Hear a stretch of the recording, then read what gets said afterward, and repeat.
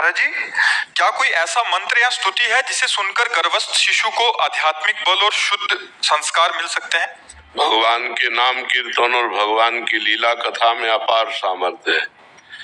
प्रहलाद जी महाराज जो इतने महान भागवत हुए, जिस समय हिरण्यकश्यप कठोर तपस्या में संलग्न हुआ ब्रह्मा जी से वरदान मांगने के लिए, तो कयाधु जी के गर्भ में थे। उस समय देवताओं ने आक्रमण किया, क्योंकि हिरण्यकश्यप तपस्या परायण था। तो जो अन्य सेनापति, दैत्य सेनापति थे, उनको देवताओं ने परास्त कर दिया और पूरे महल में छानबीन की, तो और तो सब भाग चुके थे। कयाधु गर्भवती थी, इनको बंदी बना लिया, हिरण्यकश्यप की पत्नी को, और बंदी बनाकर लिए जा रहे थे। तो देवर्षि नारद जी रास्ते में मिले, उनका कहाँ जा रहे हो? तो उनका इस के अंदर हिरण्यकश्यप का वो जब बालक पैदा होगा तो उसे मार डालूंगा मैं। उनका तुम्हारी क्या सामर्थ्य उस बालक को मार सको? ये निंदनीय कार्य करने की सोचना भी मत, छोड़ दो। तो कयाधु को छोड़ दिया। तो कयाधु को देवर्षि नारद जी अपने आश्रम ले गए और वहां भगवान का नाम कीर्तन, भगवान की कथा, तो गर्भ में ही प्रहलाद जी महाभागवत बन गए।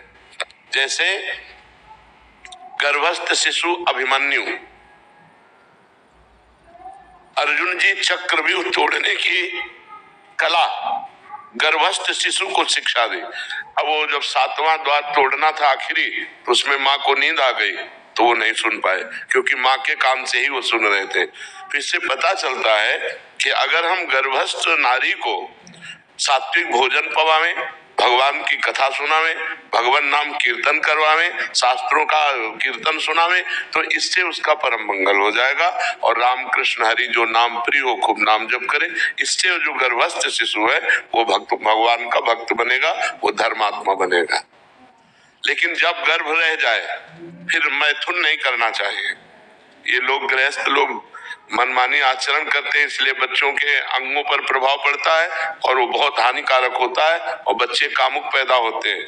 जिस दिन ये पता चले कि स्त्री गर्भस्थ है, उसी दिन से ब्रह्मचर्य रहना चाहिए, जब तक बालक प्रकट ना हो जाए। और तो अब आजकल लोग संपातों को, धर्म शास्त्रों को न पढ़ते हैं और न मानते।